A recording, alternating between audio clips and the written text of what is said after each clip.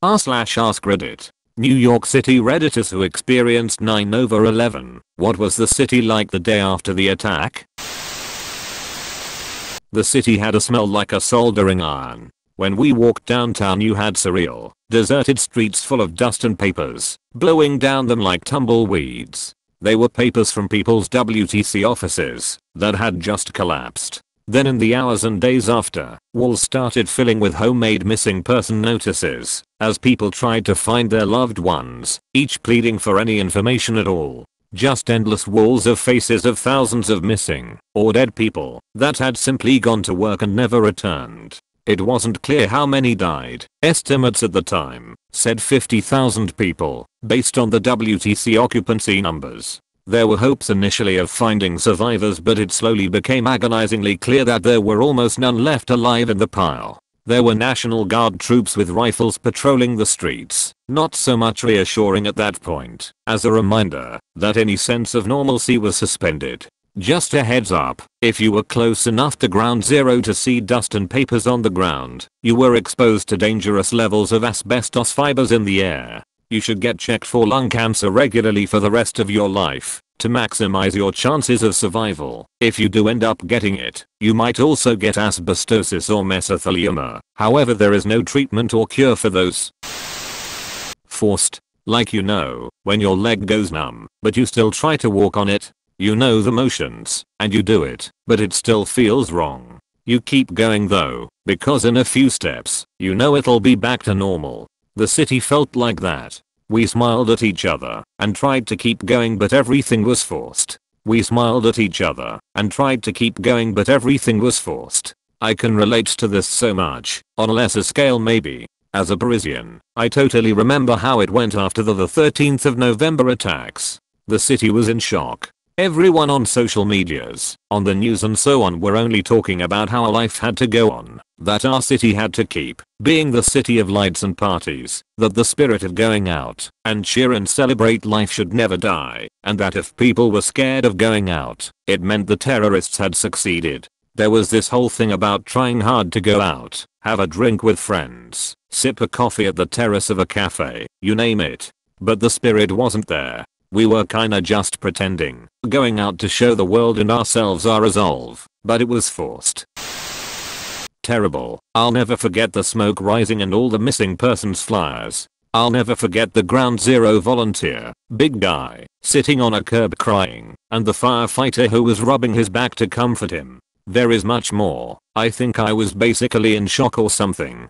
As Esturb00 meters says, forced. The missing person flyers were the worst part of the aftermath in some ways, but that didn't really start to happen until a few days after. The next day, we were all too stunned to do anything, or were just waiting to find out what we thought we would in time. I remember we're lining up to donate blood, but getting turned away, because there merely weren't many survivors. I was volunteering at a street table that originally was going to recruit people for blood donations, but by the time we got there we got word not to bother. What they needed was supplies for rescue workers to find remains. We needed work gloves, masks, and dog food.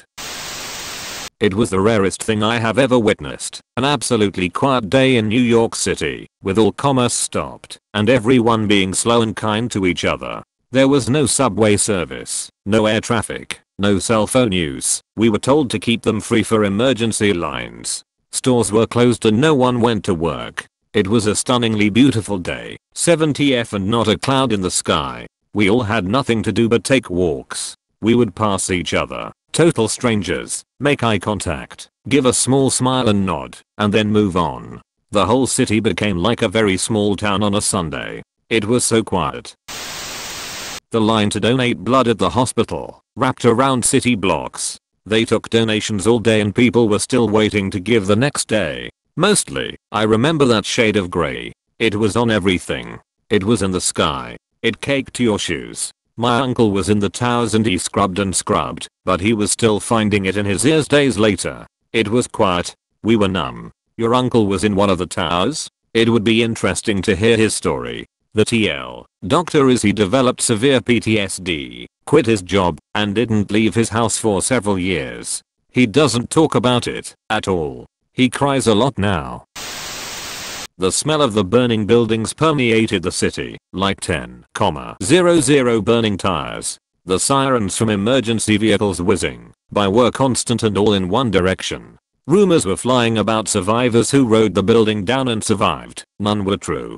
People were desperate to find their missing loved ones and posted paper signs everywhere, and that was scary and heartbreaking. I remember a firefighter stepping into the train in full gear, caked in soot and dust. Everyone went quiet and just stared as he moved by like a zombie. But something good happened. There was an odd bonding among everyone in the city. People were kind to each other. They helped one another. We were all one. It was a different New York, one we hadn't seen, maybe ever. It was the most unified I'd see the USA as a whole either. For once, politics didn't matter so much, because we were all hurting. It's truly bittersweet that it takes a national tragedy to bring us together.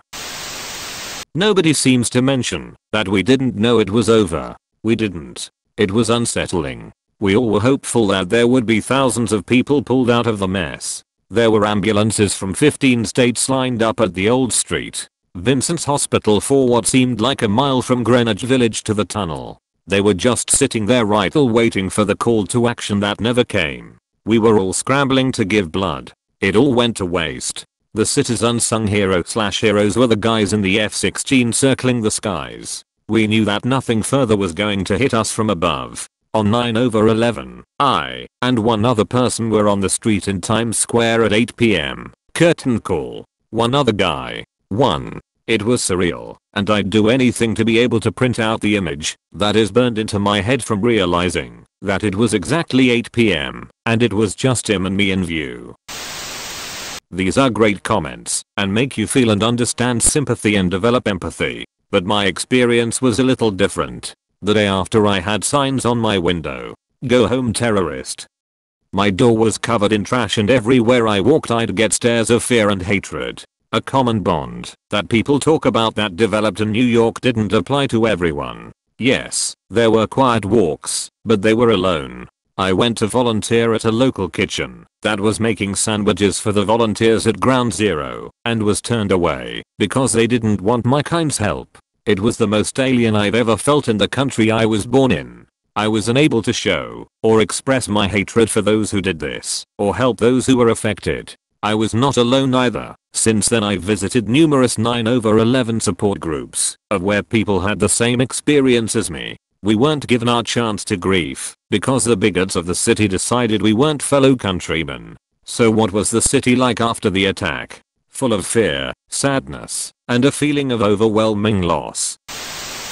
You could trace the path that people took to post missing person flyers. They put one on this pole, took 5 steps, put one in this wall, took 7 steps, put a flyer up on this traffic light pole, walked across the street, put up another on this traffic light, put up another on this signal box. It was so sad. I was 16 when it happened, and I was attending school in Manhattan and living in another borough. I wasn't able to get home on the 11th, but luckily my friend's mom signed a bunch of us out and took us back to their apartment in Washington Heights for the night. I know a lot of people had to sleep in the gym on the gymnastics mats. On afternoon of 9/12 they reopened the streets above 14th Street including the bridges, but I don't remember whether tunnels were open or not. It was quiet and no one was really going anywhere. There were very few cars on the road and very few people walking around. None of the carts and sidewalk businesses were out. My friend walked me to the C train, and I had to take a really circuitous route that involved many transfers in the F train before finally making it to the other trains were really empty and ran smoothly. You could tell which cars had been downtown for a while after that, because of the thick, white dust that was in their crevices. It wasn't so bad the first few days, because we were all in shock. The bad stuff was in the weeks and months following. Traffic was closed below Chambers Street for a long time. The N, R, Q, and W lines didn't run downtown until New Year's and the 1/9 didn't run down to the ferry for a year or so. The National Guard was in the streets and would check ID randomly and ask you why you were there. It was eerie walking through downtown Manhattan and the only vehicles were the Humvees and trucks for the guardsmen. There was a horrible smell in the air for months. in 42nd Street Station, where the escalators are, was completely covered in missing persons posters, and that wall was covered all the way from the end/R to the bottom of the escalators. Gradually they came down as people were identified or found, but it persisted for months. 2 to 3 weeks later the funerals began. Police and firemen honor their own with a bagpipe procession. The sound carries for miles and Manhattan is not a big island. In the cool autumn mornings we could hear every funeral procession up and down Broadway. I can't stand bagpipes. The funerals lasted for months as people died from their injuries or were located. Every day seemed impossible. Every day seemed a miracle. One of my teachers never was the same again. Something in her broke when those towers went down. She didn't teach another lesson after 9/10. I saw my dad cry for the first time about 2 weeks later. He used to work there. The people he recruited from his old company to his new company credit him with their lives. Their company was on the 68th floor. I went to the Christmas party as a little kid and sat on Santa's lap on the 108th floor. It was so lavish they gave a toy to every kid that came. We went to watch fireworks on the July 4th. I was 5. My dad got me the big chew bubble gum that was like 10 pieces in one, and I tried to chew it all at once. We looked down to watch the fireworks bloom and die above the harbor, impossibly large. He was there for the 1993 bombing. I was so confused when I got home from school, and he was already there. When I was 3 or 4, the nursery school I went to had a playground on the roof. I'd look out over the harbor, point my little finger out through the chain links and say, "My daddy works there." I was so proud. He was the first person I thought of when I heard the buildings were hit. He watched them fall from his new office on Water Street. Things would never be the same again. If you enjoyed the video, please like and subscribe.